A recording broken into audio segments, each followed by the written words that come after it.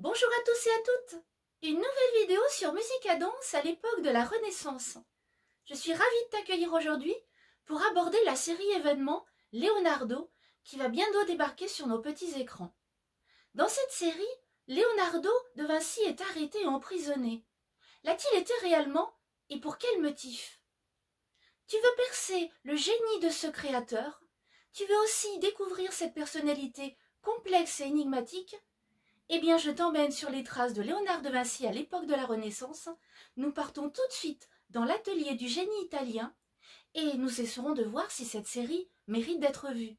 Peut-être que la musique nous réserve bien des surprises.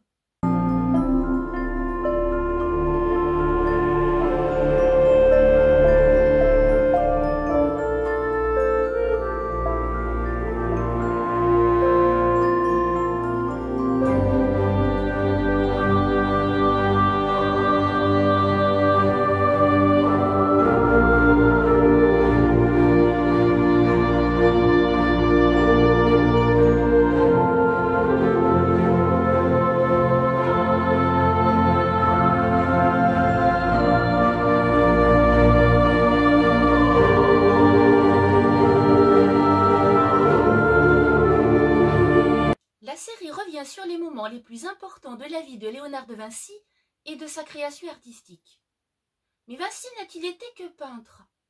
Il a été tour à tour architecte, sculpteur, mathématicien, scientifique, philosophe, musicien et même ingénieur, comme tu peux le voir avec cette plaquette de tank.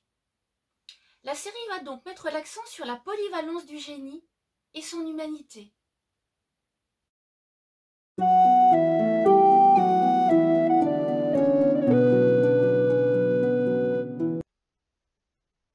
Né le 15 avril 1452 près de Florence, fils illégitime d'un notaire, Vinci, incarné par Hayden Turner, vit une enfance solitaire en Toscane.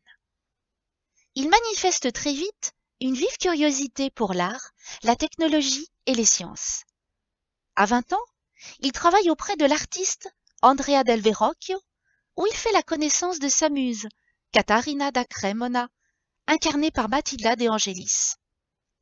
Verrocchio, interprété par Giancarlo Giannini, l'invite à la réalisation d'une commande du baptême du Christ. Vinci part ensuite à Milan, où il rencontre son mécène, Ludovico il Bore.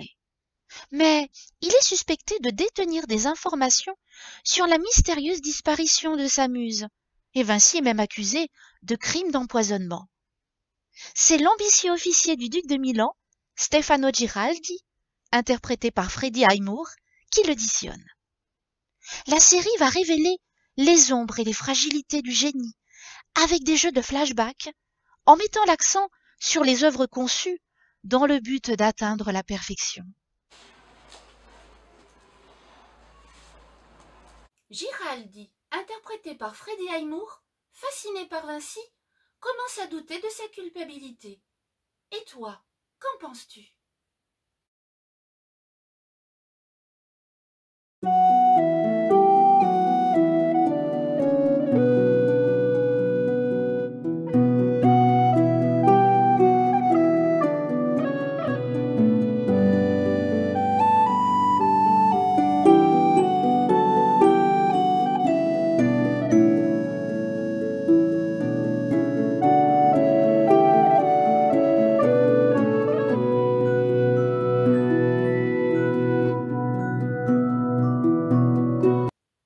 Cette production 100% européenne a été réalisée par Franz Pasnitz, qui avait lui-même réalisé Les Médicis Maîtres de Florence, et par Steve Thompson.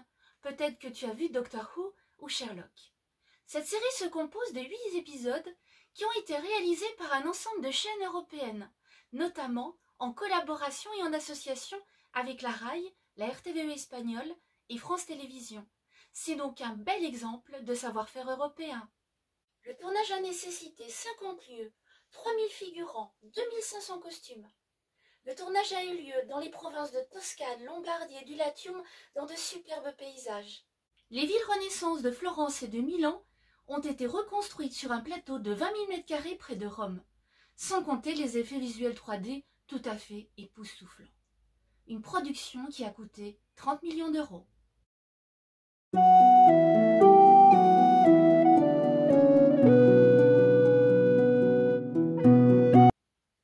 épisode raconte un chef-d'œuvre de Vinci. Des œuvres dont les origines cachent des histoires, des démons intérieurs, des jalousies, des compétitions, des luttes avec la société environnante. Tu connais la Joconde, mais connais-tu d'autres œuvres susceptibles d'être racontées dans cette série? Le baptême du Christ est de Verrocchio. Il représente Saint Jean-Baptiste donnant le baptême au Christ dans les eaux du Jourdain. Vinci l'a achevé entre 1472 et 1475.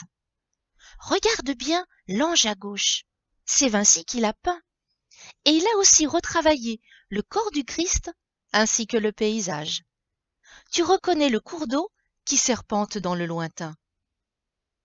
La carte d'Imola est le plan d'une ville près de Bologne que César Borgia demande à Vinci de cartographier en 1502. Il reflète encore aujourd'hui une certaine réalité, car ce plan utilisait les coordonnées polaires. Le portrait de Ginevra de' Benci, peint entre 1474 et 1476, est une œuvre précoce qui décrit les vertus d'une jeune dame. Un portrait encore statique et réservé d'influence flamande, avec des effets de lumière. La scène et cette vaste peinture murale de 1495-1498, conçue pour le réfectoire d'un couvent dominicain de Milan. La Léda aux cygnes est un tableau perdu de Vinci, mais connu à travers des études préparatoires, dont une esquisse en marge d'un dessin pour la bataille d'Anghieri.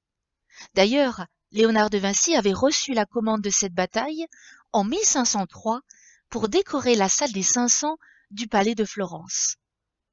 D'autres peintres plus contemporains s'inspireront de cette esquisse de la Léda aux cygnes.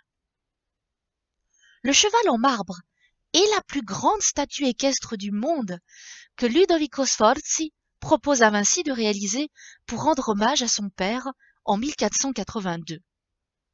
D'abord en plâtre en 1494, Vinci crée des moules pour couler les 100 tonnes de bronze de cet animal de 7 mètres de haut. Cependant, le bronze sera utilisé pour faire des canons lors de la guerre face à la France, et le modèle sera même détruit par des arbalétriers français quand ils envahissent Milan en 1499. Enfin, l'adoration des mages est la première grande commande de Leonardo pour un couvent de moines, mais il est laissé inachevé entre 1480 et 1482.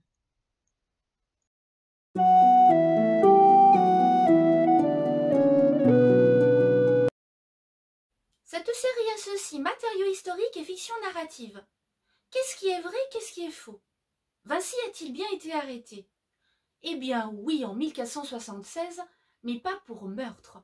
Une plainte anonyme l'a accusé de sodomie sur le jeune Jacopo Saltarelli, un jeune homme de 17 ans. Cette plainte s'est terminée par un simple avertissement. Était-ce pour discréditer Léonard de Vinci? En tout cas, on suppose aussi l'homosexualité de Léonard de Vinci. Catarina da Cremona a-t-elle bien existé? Eh bien non, c'est un personnage inventé de toutes pièces, d'une grande beauté, à l'esprit libre et agité. Elle devient la gardienne des peurs de Vinci, son amie, sa muse. Par contre, Vinci aurait bien eu un modèle dont on a retrouvé le contrat. Et le prénom de Caterina est le prénom de sa mère. La série en aurait donc fait une figure inspirante. Le personnage de Stefano Giraldi a été lui aussi inventé. Et puis, Leonardo était sans doute plus grossier et moins élégant dans ses manières que dans la série. La malédiction de Vinci prédite par une sorcière au début est peu certaine. Cette série a nécessité 3 années de travail, de lecture de biographies, de rencontres avec des historiens, pour s'approcher au plus près du personnage et ainsi raconter des faits peu connus de la vie de Vinci. Par exemple, l'abandon de Vinci par son père, ou son intervention technique dans l'église de Santa Maria del Fiore à Florence, dans le dôme et de l'allègement de la croix. Hayden Turner, l'acteur, s'est beaucoup investi dans le rôle. Il a pris des cours de peinture pour vraiment s'inspirer du personnage. La série aborde aussi la manière dont Vinci considérait l'art. Il voulait percer le mystère et l'essence de toute chose, aller au plus près d'une œuvre, en saisir le sens dans son âme.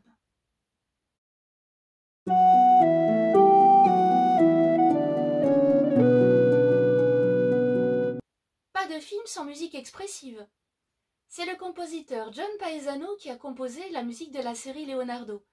Tu connais peut-être ce compositeur qui est connu pour avoir fait les musiques de Spider-Man, Daredevil ou The Star. La musique accompagne véritablement les moments de la vie de Léonard de Vinci, comme ses amours, son inventivité, ses projets, son travail. Une musique tout à fait importante où j'apprécie beaucoup les grands moments de tension dramatique et de crescendo avec des solos de voix féminine. Tu peux apprécier par exemple le titre Needing Work ou Abandonné.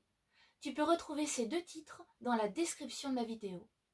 Sais-tu que Léonard de Vinci a été lui aussi musicien?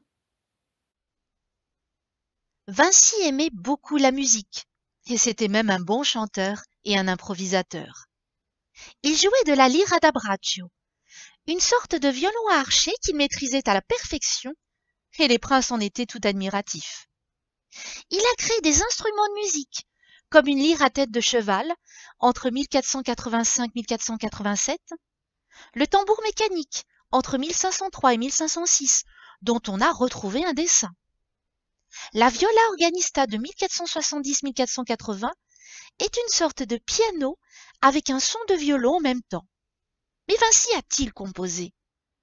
Aucune composition musicale n'est connue, mais on sait qu'il maîtrisait l'usage des notes. Léonard de Vinci est donc un des premiers peintres musiciens.